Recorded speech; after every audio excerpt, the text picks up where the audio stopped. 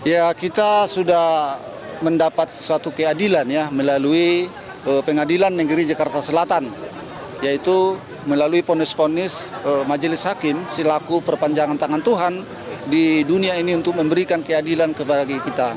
Dalam hal ini 4 orang memang sangat berbeda hukumannya dengan Eliezer. Yang 4 orang ini mulai dari Ferdy Sambo, orang ini tidak menyesali dan tidak meminta maaf secara tulus terhadap kita, termasuk terhadap Tuhan. Kepada kita aja sesama manusia, tidak bisa dia minta maaf, apalagi kepada Tuhan. Nah, jadi oleh karena itu, sangat pantas bagi orang itu apa hukuman yang sudah ditentukan oleh majelis hakim. Kalau untuk Putri Chandrawati dikurung 20 tahun, Kuat 15 tahun, Ricky 13 tahun, sudah terpuaskan juga, Pak? Kita ya jangan berbicara soal puas, nanti seolah-olah ada unsur balas dendam. Oke. Nah, kita meminta keadilan ini bukan untuk menjadikan suatu balas dendam, kita ini menjadikan suatu efek jerak bagi pelaku-pelaku kejahatan. Jadi soal untuk Putri Chandrawati, dari awal saya sudah mengutarakan, saya tidak dari dialah pemantik permasalahan ini. Memang benar adanya, melalui keputusan hakim pun. Saya bukan orang hukum, saya bicara soal itu dari hati nurani. Ini Putri yang memulai semua ini. Dia yang membisikkan sama suaminya hal-hal yang tidak benar. Suaminya tersulut emosi. Padahal dia seorang jenderal bintang 2. Polisinya polisi, seharusnya dia sangat berpikir arif. Dia seharusnya jadi contoh di tengah-tengah masyarakat dan di tengah-tengah polisian. Malah dia mengambil suatu kesimpulan yang begitu membahayakan nyawa orang lain. Oleh karena itu dia sudah menerima konsekuensinya. Si Putri inilah yang selalu berbelit-belit di persidangan. Kita sudah sama-sama menyaksikan, biar secara langsung, biar secara media sosial. Oke. Kalau untuk Richard Eliezer, tadi awalnya tuntutan dari jaksa 12 tahun, sekarang vonis 1 tahunan untuk dijalankan. Sudah cukup adil menurut Anda? Ya, kita sudah melihat dari tuntutan-tuntutan dari jaksa penuntut umum ya. Mulai dari tuntutan jaksa penuntut umum, 3 orang mereka adalah berjamaah hukuman tuntutannya, 8 tahun. Ricky Rizal 8 tahun, Kuat Ma'ruf 8 tahun, Putri 8 tahun. Sedangkan si Eliezer 12 tahun, si Ferdy Sambo seumur hidup. Jadi saya menganggap di persidangan ini memang benar-benar berjalan kuasa Tuhan menjamah hati nurani majelis hakim. Ya.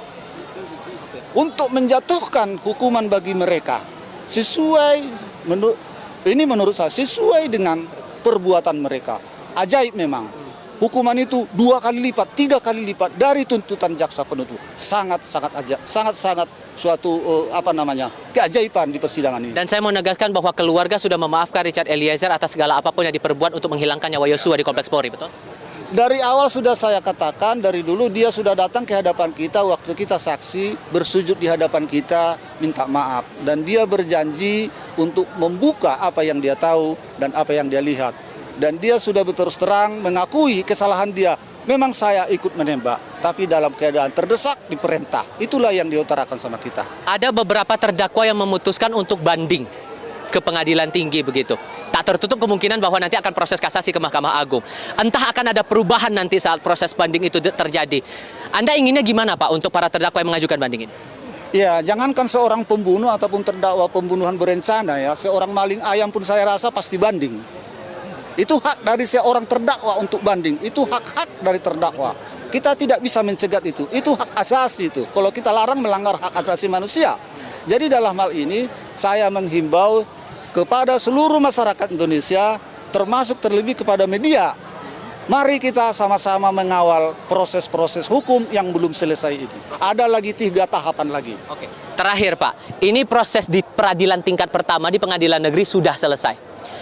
Maka keluarga besar almarhum Yosua untuk menatap masa depan, untuk menghadapi ke depannya, akan bagaimana Pak? Kita jangan melihat ke belakang dalam hidup. Kalau kita melihat ke belakang dalam hidup, kita nanti jadi jalan tempat jalan menjalani hidup ini. Jadi masa depanlah yang kita lihat ke depan. Yang berlalu, biarlah berlalu. Jangan kita selalu melihat. Jadi dalam Alkitab ada dibilang, istri si Lot. Lantaran dia melihat ke belakang, ada suatu musibah yang akan datang bagi mereka dari perkampungannya. Dia selalu melihat ke belakang, tinggal hartaku, tinggal rumahku. Akhirnya dia jadi batu. Artinya di situ kita melihat ke depan, jangan kita melihat ke belakang. Jadi nanti kita hidup hanya di hayalan. Baik. Artinya menerima semua proses yang ada di pengadilan negeri selama 3 hari belakang ini ya? Harus. Soalnya yang kita yakini dalam hidup ini, di atas bumi ini, termasuk di Indonesia, hakim itu adalah perpanjangan tangan Tuhan untuk memberikan suatu keadilan bagi kita umat manusia.